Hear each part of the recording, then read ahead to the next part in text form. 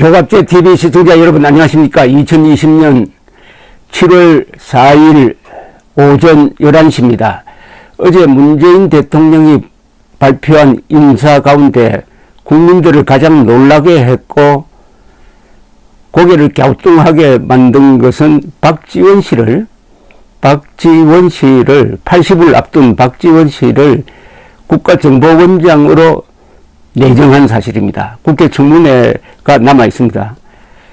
이것은 정보기관의 속성을 무시하고 특히 대한민국의 정보기관, 북한 노동당 정권을 상대로 국가 존망을 걸고 싸우고 있는 대한민국 국가정보원장으로서는 절대로 임명해서는 안 될 사람을 임명을 했습니다. 대한민국 국가정보원장에 적합한 사람은 어떤 사람이냐? 김정은이가 두려워하는 사람이라야 합니다. 그리고 남한의 종북 세력이 두려워하는 사람이라야 합니다.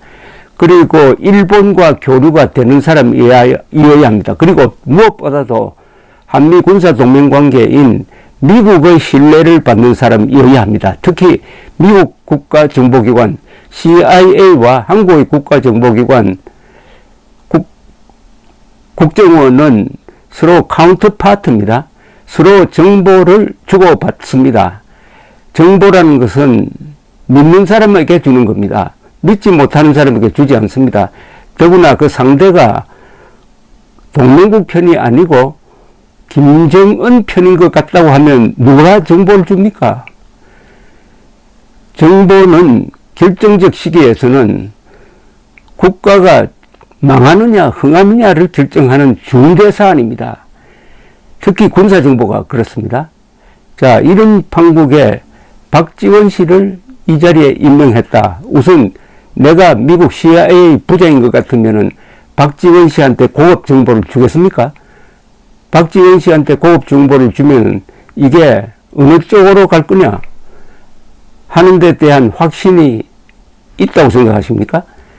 박지원 씨가 김정은의 호감을 갖고 있고 김정일과 김정은도 박지원 씨에게 호감을 갖고 있다는 것은 천하가 다 아는 사실입니다. 그것으로 정보기관장의 생명은 사라진 겁니다. 아니, 적과 싸우는데 적에 대해서 호감을 갖고 있고 적이 또한 호감을 갖고 있는 사람을 그 자리에 앉히면은 더구나 지금 이 순간 말이죠. 국가정보원이 갖고 있는 대북 첩보망, 아마 북한에도 있겠죠. 중국에도 있겠죠. 우리에게 정보를 제공해주는, 목숨을 걸고 제공해주는 그 사람들이 앞으로 국가정보원장에 박지원 씨가 앉았다고 하면 정보를 제공해 주겠습니까? 과연 이 정보가 비밀이 지켜지느냐? 정보기관의 가장 소중한 것은 비밀을 지키는 겁니다. 비밀을 지키는 겁니다. 이 정보가 어디에서 들어왔다는 것은 절대로 그 소스를 알리면 안 됩니다. 죽습니다. 정보원이 죽습니다. 그런데 박지원 씨가 그런 사람으로 보입니까? 비밀을 지켜주고 하는 사람으로 보입니까? 박지원 씨가 결격사유라는 것은 한 10개쯤 될 수가 있습니다.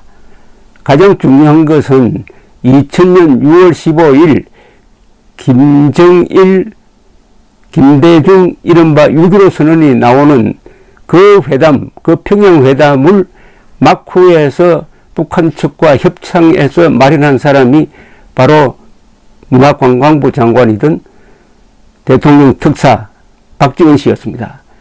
그때 싱가포르 북경에서 북한 측과 논의를 하면서 회담을 성사시키는데 이때 박지원 장관을 보좌했던 국정원 간부는 김보현 국장, 그 밑에 서훈 과장이 있었습니다. 이 서훈 씨가 그 사건을 계기로 해가지고 이제는 안보실장까지 올랐습니다. 안보실장. 그럼 이 회담에서 무엇이 결정됐느냐? 회담 기록을 보면은 나중에 대북 불법 송금 사건과 연관되어서 특검이 만들어져서 수사를 했습니다.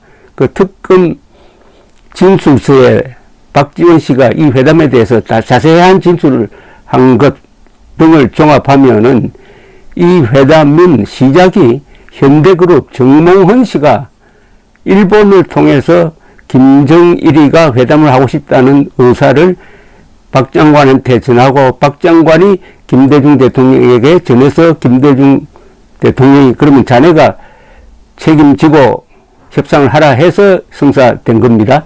출발부터가 이게 잘못됐습니다. 즉 현대그룹이 끼어버렸습니다. 현대그룹이 끼우니까 현대그룹은 당시에 아주 흔들리고 있었어요. 그러니까 이 김정일, 김대중 회담을 성사시켜가지고 사업상의 이득을 보겠다는 욕심이 거기에 끼었습니다. 그리고 그 막후 준비회담 기록을 보면은 북한은 무엇이 논의될 거다 하는 것보다는 돈이었습니다. 돈을 밝혔습니다. 얼마를 줄 거냐 하는 흥정이 한국 측과 북한 측 사이에서 지리하게 오어갑니다. 그래서 회담이 깨지기도 하고 결국은 어떻게 결론이 났느냐. 현대그룹이 4억 달러를 낸다. 그리고 1억 달러는 정부가 낸다. 이런 식으로 합의가 이루어졌습니다. 나중에 현대그룹이 정부가 내겠다는 1억 달러도 부담하게 됩니다. 그럼 5억 달러가 되는 거죠. 그럼 현대그룹이 그 돈이 어디서 나옵니까? 그래서 정권 측에 박지원 장관을 통하고 해가지고 정권 측에 부탁을 해가지고 산업은행으로부터 5억 달러에 해당하는 자금을 대출을 받는 겁니다. 그리고 이것을 환전을 해가지고 임동원 원장의 국가정보원을 시켜가지고 해외에 있는 김정일의 비밀 계좌 등으로 송금을 하게 되는 거죠. 4억 5천만 달러 플러스 5천만 달러의 물건. 이렇게 해서 5억 달러 대북 불법 송금 사건이 생겼습니다. 여기에 최초의 단초를 제공한 사람이 바로 박지원 씨입니다. 그래서 이 사건 수사와 관련해가지고 결국 형을 살고 나온 것 아니겠습니까? 아니, 보통 사건도 아니고 이거 사건의 본질은 반핵 사건입니다. 핵 개발하고 있는 북한 노동 정권에 왜 현금을 줍니까? 현금 4억 5천만 달러를 왜 줍니까? 아니, 그런 사람이 국가정보원장이 되었는데 CIA 부장이 정신착란증에 걸리지 않았으면은 그럼 박지원 국가정보원장과 고급 정보를 교류하겠습니까? 고급 정보를 교류 안 하면 어떻게 되느냐? 우리도 물론 북한에 대한 정보가 많습니다. 우리는 인적 정보가 많아요. 그러나 미국은 전자감청이라든지 사진 정보가 많습니다. 이 두 정보가 합쳐져야 돼요. 그런데 최고급 정보, 미사일, 핵 이런 것과 관련된 또 실시간 정보는 미국이 압도적으로 많습니다. 그런데 결정적 시기 때 이런 정보 교류가 안 된다. 막 극단적으로 이야기하면은 미국이 북한이 핵미사일 지금 발사 준비를 하고 있는데 미국 정보기관이 알았다. 이걸 한국 측에 알려주면은 북한 측으로 들어갈지 모르겠다 해서 안 주겠다 하면은 우리가 핵미사일 맞고 공멸하는 거 아닙니까? 이건 극단적인 경우지만 가능한 시나리오입니다. 그리고 박지원 씨는 거짓말을 너무 많이 하는 사람입니다.